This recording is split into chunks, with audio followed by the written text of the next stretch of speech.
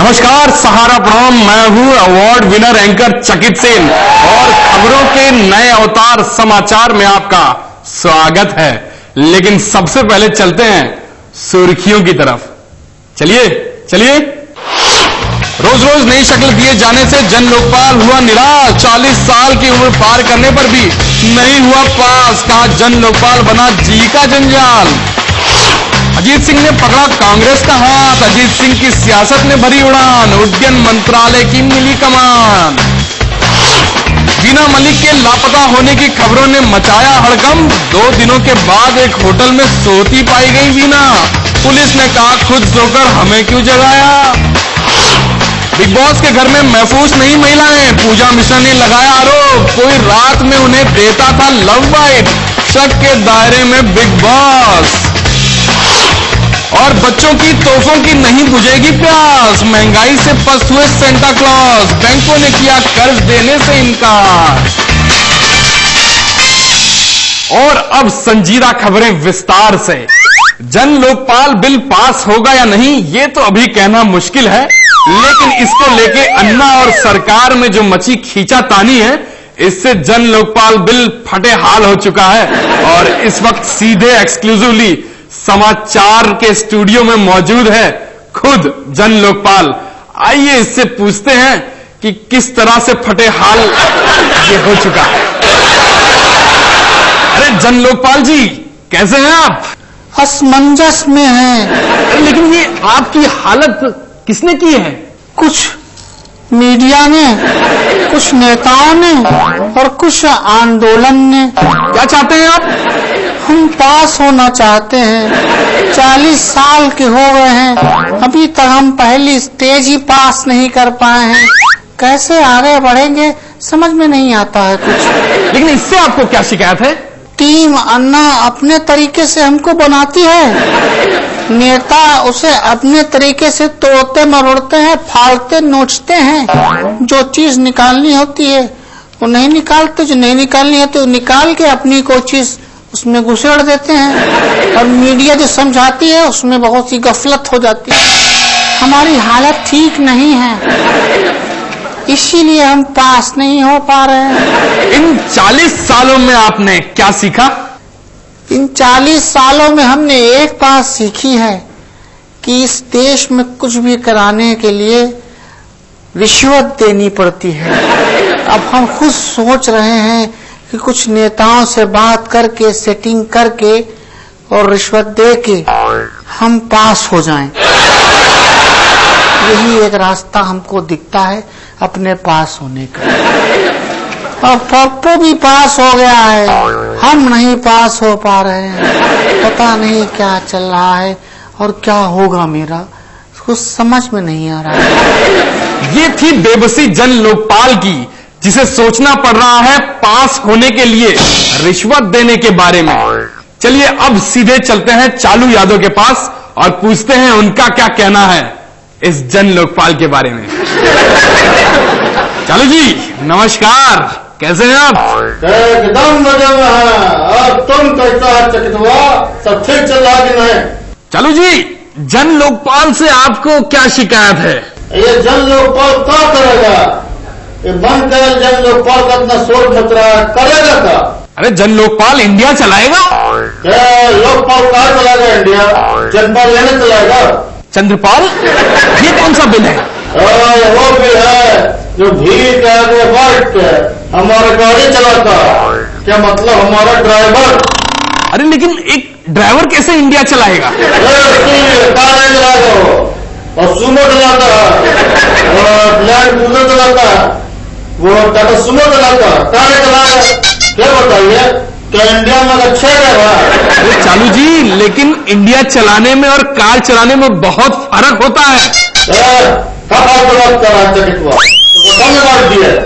अगर माना कि इंडिया डीजल से चलता है, लेकिन इसका मतलब यह कहना है कि खाली लोग पार चला पाएगा, चंद्रपाल नहीं। आप इंडिया को क्या समझते हैं? कार समझते हैं, कार टाटा की। वो टाटा इंडिका है। हर तो कार है। आपसे की बात कर रहा है, हमारा टाइम वेस्ट कर रहा है। अरे जी आपका बहुत धन्यवाद जो आप हमारे शो में आए। क्या ये कौन सा डिस्कशन किया तुम?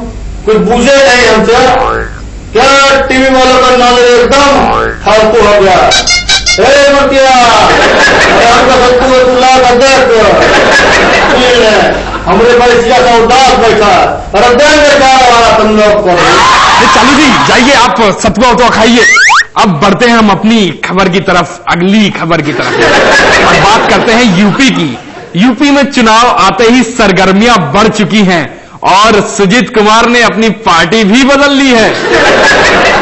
अरे सुजीत जी क्या बात है, आपने तो अपने घर के बाहर पूरा हवाई जहाज खड़ा रखा है।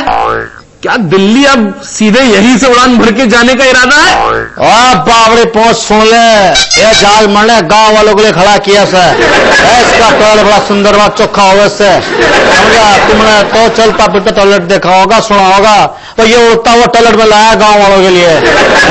इसमें लोग बाग जो भी करें और शाम को जाके गड़े फेंक क्या ऐसे मैंने के करे तने पेड़ पे चढ़ा दे के। तो ये आपको पार्टी बदलने का इनाम मिला है? ओ मारा दिमाग कोई ना खराब कर, घना सियाना हो रखा तो। अरे मारा चना निशान हैंड पंप, और हैंड पंप चले पंजा से, तो पंजा चाहिए इसलिए मैंने अपना पार्टी बदला है, समझा के? तो समझा क्या ना समझा बावड़ी पहुंच। चलिए ये हमको समझ में आ गया है कि चुनाव के नतीजे चाहे जो भी हो, लेकिन 2.5 साल के लिए आपने अपनी कुर्सी जरूर बचा ली है। चलिए हम बढ़ते हैं अपनी अगली खबर की तरफ, जो आ रही है मुंबई से। मिया मलिक जो है वो गुम हो गई थी 2 दिन के लिए मुंबई से, और इसी बात को लेकर मुंबई में मच गया था महाहड़कंप उनकी गुमशुदगी से। अब उन्हीं के वालिद जी हमारे साथ जुड़ चुके हैं सीधा, उनका नाम है जनाब मलिक साहब। जनाब मलिक साहब आदाब। मैंने बोल गया मैंने बोलूंगा। क्यों? अरे तुम कुछ पूछ लोगे और मुझे कुछ ना बताओगे। ये आप ही पहले पूछ लीजिए। अच्छा ये बताओ भैया, तुम्हारे यहाँ क्या टॉयलेट जाने का रिवाज है? हाँ बिल्कुल है। क्या करीना, विपाशा, विद्या बालन सभी जाती हैं? जी हाँ। क्यों? मतलब फिर आप लोग इंसान ही हो। चलो आप पूछो। अच्छा ये बताइए, क्या आप अपनी बेटी मिया मलिक से खफा हैं? भिन्नो हो रखा है, मेरा दिमाग घूम रहा है मेरा नाम। ये बता रहा हूं मैं खफा, बहुत खफा हूं उससे, नाराज हूं मैं उससे बहुत। क्यों? अरे वो कमबख्त घर से गई, मेरे बटुए से 500 रुपए लेके चली गई, बताया भी नहीं। मैं चला गया गोश्त लेने, मैंने कहा भाई गोश्त तोल दे 500 रुपए का, उसने तोल दिया, और जब मैंने बटुए में हाथ डाला तो देखा उसमें तो 500 रुपए ना थे। मैंने कहा पैसे ना है, तो बोला सूता ही होगी, पैसे ना है, तो उन्होंने बड़ा सूता मुझे, गोश्त लेके नहीं जा रहे वो पैसे नहीं है, गोश्त क्यों कटाया? उन्होंने मुझे बड़ा धोया, बड़ा सूता। मैं कहा बहुत हमारे दिमाग घूम रहा है मेरा, इसके नाम से मैं पागल हो रखा मैं। अच्छा आपकी बेटी ने एक फोटो खिंचवाया था और हाथ पे लिखवाया था ISI। अब इसमें कौन सा तूफान आ गया मुझे समझ ना आ रहा। ISI का मतलब तुम्हारे मुल्क में होता है मजबूत और भरोसेमंद, और ये दोनों खूबियां मेरी बेटी में है। क्या प्रॉब्लम है, क्या मसला हो गया? लेकिन वो अचानक गायब हो गई और एक होटल में सोती हुई मिली। तो सो तो वो अकेली गई थी, साथ में किसी की थी, सो के अकेले ना। तो कौन सा जुल्म हो गया उसमें, कौन सा कहर ढा दिया अकेले सो के जाके अगर तो। हाँ दिमाग घुमा दिया तुमने। मैं अब बेटी से नहीं, मैं तुमसे गुस्सा हो गया हूँ। हाँ बावले इंसान हो तुम लोग, तो निकलो जाओ। ओ रफीक कॉफी पिला दे मुझे। आखिर सावंत की फैमिली क्या कम थी जो अब मलिक फैमिली ने भी मुंबई पर वार करना शुरू कर दिया। चलिए हम छोड़ते हैं इनको वार पे इन्हीं के, लेकिन हम बढ़ते हैं अपनी अगली खबर की तरफ, जो आ रही है बिग बॉस से। इस वक्त सीधे हमारे संवाददाता टीपॉट हमसे जुड़ चुके हैं। टीपॉट ये बताओ, ये जो पूजा मिश्रा ने आरोप लगाया है इसका मतलब क्या निकलता है? इससे एक मतलब निकलता है चिकित्सीन कि महिलाएं कहीं भी सुरक्षित नहीं है। इतने कैमरों के बीच भी कोई आकर लव बाइट देके चला जाए तो मतलब कितना शातिर होगा। इस पर बिग बॉस का क्या कहना है? मैं एक बात बताता हूं तुमको कि अगर ये पूजा का आरोप सही है ना, तो सबसे ज्यादा ना बिग बॉस ही आते हैं शक के दायरे में। वही छुप छुप के रहते हैं, अदृश्य रहते हैं, वही नहीं दिखते, बाकी सब तो दिखते रहते हैं। मैंने बहुत पता लगाया इनके बारे में, मुझे बहुत इंटरेस्ट है इनके बारे में, इनकी खुफिया पंथी के बारे में। मैंने बहुत रिसर्च की, मुझे पता चला है कि इनका नाम है जगन्नाथ प्रसाद यादव। हाँ, और ये यूपी के किसी गांव में रहते थे।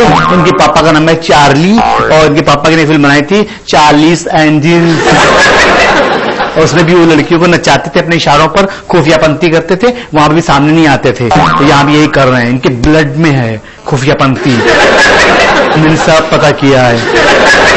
Okay check scene. और कुछ जानकारी तुम्हारे बारे में बताऊं?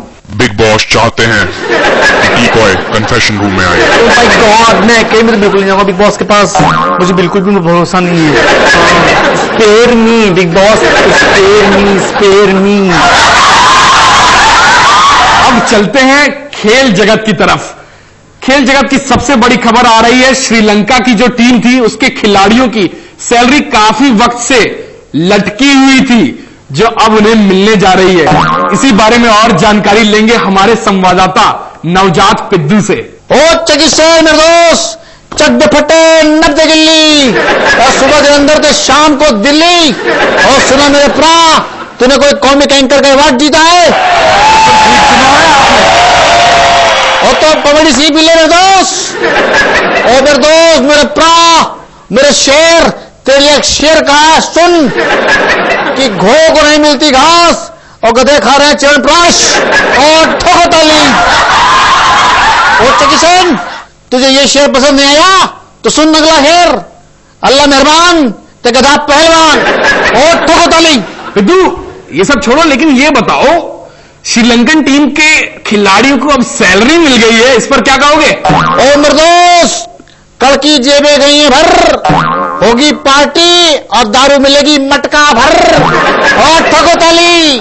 पिद्दू, हंसी ने कहा है कि सचिन तेंदुलकर जो है वो ऑस्ट्रेलिया में नहीं बना पाएंगे अपना महाशतक, क्या कहेंगे आप? ओ सुन लेते किसान मेरे दोस्त, मेरे प्रा, कि शहसवार ही गिरते हैं मैदान जंग में, वो तिफलिक क्या करेंगे जो घुटनों के बल चले।